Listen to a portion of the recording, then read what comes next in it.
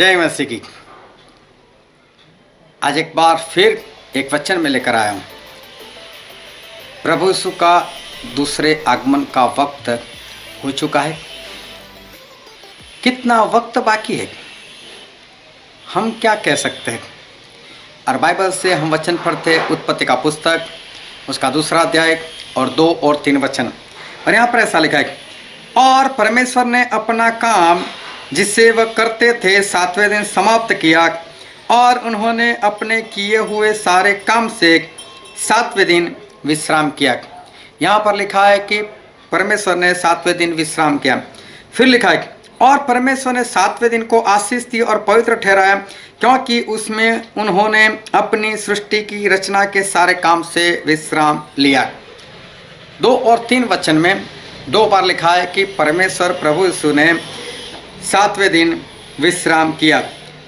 अब हम भजन संहिता में पढ़ते हैं। भजन संहिता उसका 121 और 4 वचन। यहाँ पर ऐसा लिखा है, सुन इज़राइल का रक्षक न ऊँघेगा ना सोएगा। यहाँ पर तो स्पष्ट लिखा है कि परमेश्वर ना सोएंगे ना ऊँघेंगे। तो उत्पत्ति 2 और 2-3 में लिखा है कि परमेश्वर ने विश्राम लिया। क्या वो बात सच? या भजन संहिता 121:4 में लिखा है कि परमेश्वर ना सोते हैं, वो वचन सच?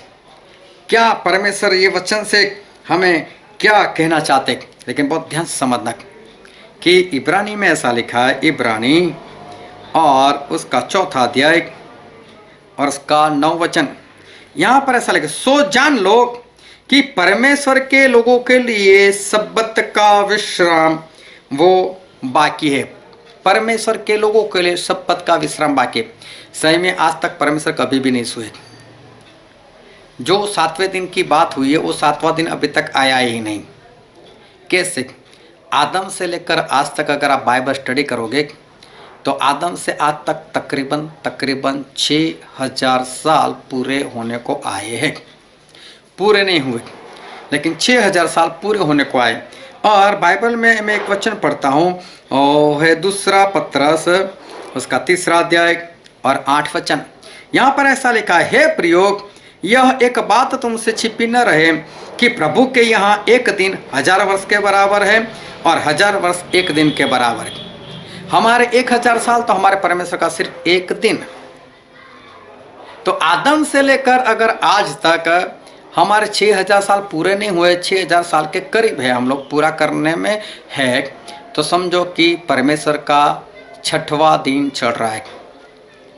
अभी 7वां दिन उनका शुरू नहीं हुआ, अभी 6वां दिन चल रहा है और 6वें दिन के आखिरी हिस्से में, आखिरी पलों में हम जीवन जी रहे।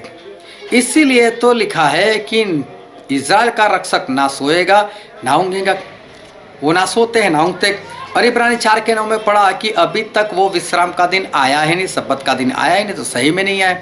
और ये जो एक दिन मतलब आखिरी एक दिन 7वां दिन जो आने वाला है, तो परमेश्वर का एक दिन, तो हमारा तो 1000 साल होंगे। हमारा तो 1000 साल होंगे। अगर उसमें भी अगर परमेश्वर विश्राम करे तो शैतान तो बहुत कुछ कर सकता है।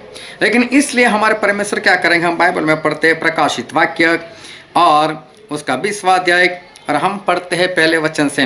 फिर मैंने एक स्वर्गदूत को स्वर्ग से उतरते देखा, जिसके हाथ में अथाह कुंड की कुंजी और एक बड़ी जंजीर थी, और उसने उस अजगर अर्थात पुराने सांप को, जो इब्लिस और शैतान है, पकड़ के 1000 वर्ष के लिए बांध दिया।